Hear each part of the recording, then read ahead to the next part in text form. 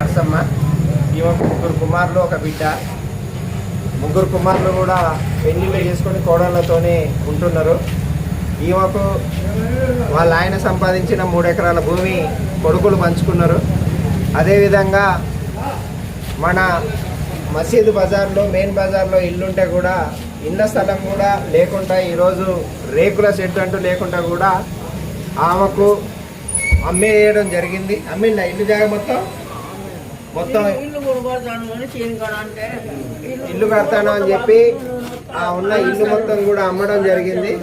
అందుకోసమే ఆమెని గతంలో కూడా మేము నచ్చజెప్పి పోలీస్ స్టేషన్లో కేసు పెట్టి కొడుకులను పిలిచి పంపిస్తే కూడా అక్కడ వాళ్ళు మంచిగా చూసుకోలేని పరిస్థితి ఉంటే మళ్ళీ రావడం జరిగింది.